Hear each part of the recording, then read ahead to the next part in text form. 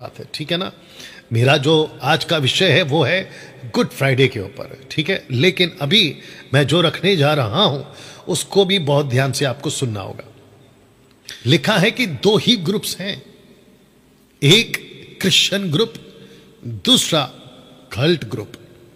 आपने ठीक सुना, वह ठीक देखा, Christian group and cult group, जिसका हिंदी अनुवाद मैंने कुछ यूं रखा है, यीशु का झुंड और शैतान का झुंड, राइमिंग के हिसाब से। बस ये दो ही ग्रुप हैं साहब। जितने मसीह समाज में लोग हैं, जितने प्रभु के लोग हैं, जिनका उद्धार हो चुका है, आप सभी को बस ये दो चीज का अंतर समझना होगा। एक है क्रिश्चियन ग्रुप, दूसरा है कल्ट ग्रुप। क्रिश्चियन ग्रुप से आपका क्या मतलब है? तो वचन रखा हूं, पौलुस कहता है 1 कुरिन्थियों उसका 1:10 में लिखा है, हे भाइयों, मैं तुमसे यीशु मसीह जो हमारा प्रभु है उसके नाम के द्वारा विनती करता हूं कि तुम सब एक ही बात कहो, तुम में फूट ना हो, परंतु एक ही मन और एक ही मत होकर मिले रहो। वाह! तो इसको कहते हैं कि जो यीशु जी थे उसके साथ जो लोग जुड़ते चले गए वो ग्रुप, उसके बाद में 3000 का जत्ता, यानी कि फर्स्ट लॉट सैल्वेशन का, वो जुड़ता चला गया। पौलुस, तिमोथी, टाइटस, ये जुड़ते गए। फर्स्ट सेंचुरी की कलीसिया यीशु के साथ जुड़ात, जितने भी उद्धार पाते हैं अगर वो यीशु की शिक्षा पर हैं तो उनकी गिनती होती है क्रिश्चियन ग्रुप में। क्रिश्चियन बिल्कुल नहीं। क्रिश्चियन से मेरा मतलब है यीशु मसीह के सच्चे अनुयायी, सच्चे अनुयायी ना। दोस्तों, क्रिश्चियन ग्रुप क्या क्या है वो नहीं बताऊंगा, या क्रिश्चियन झुंड, यीशु का झुंड क्या क्या है, उसकी क्या खूबी है या क्या क्वालिटी है वो नहीं बताऊंगा, क्योंकि अगर कल्ट का ग्रुप का बता दूंगा तो आपको क्रिश्चियन का समझ में आ जाएगा, यानी कि यीशु के लोगों का समझ में आएगा। तो कौन है कल्ट? जो नहीं मानता कि यीशु गॉड है, ये कल्ट है। दूसरा, जो कहता है कि एक माता स्वर्ग में है, माता यरूशलेम वाले ग्रुप, मदर जेरूशलेम, ये वाले लोग। कौन है? जो एक नाम का बपतिस्मा देते हैं। कौन है कल्ट ग्रुप? जो ट्रायून गॉड को नहीं मानते। कौन है कल्ट ग्रुप? जो यहूदीवाद की शिक्षा देता है। कौन है कल्ट ग्रुप? जो महिलाओं को पास्टर बनने से रोकता है। कौन है कल्ट ग्रुप? इल्यूमिनाटी, शैतान की कलीसिया। कौन है कल्ट ग्रुप?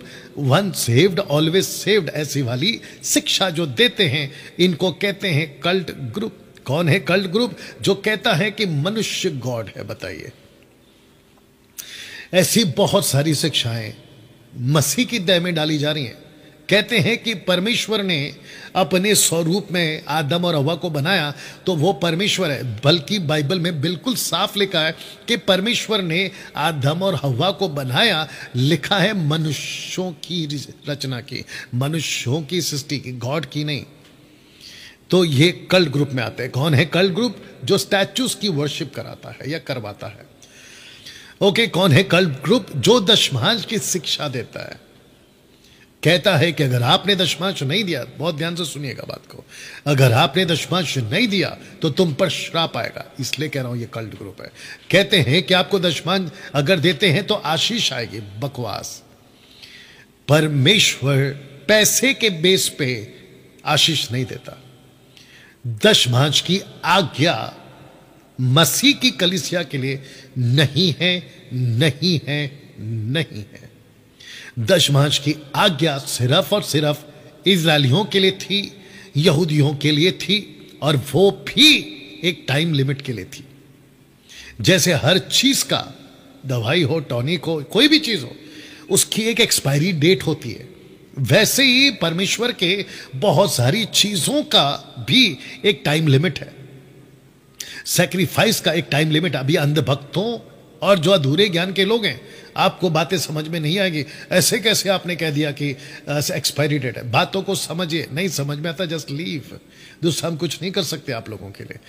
तो दशमांश की शिक्षा यीशु की कलीसिया के लिए नहीं है। तो क्या है यीशु की कलीसिया के लिए? पैसे के क्षेत्र में जिसको देना है मन से दो, जिसको देना है मन से दो ना। दोस्तों, कौन सा है कल्ट ग्रुप जो लोगों को नीचे गिराता है? कौन सा है कल्ट ग्रुप जो खुद को पापा बुलवाता है? कौन सा है कल्ट ग्रुप जो प्रभु बोझ लेने से रोकता है?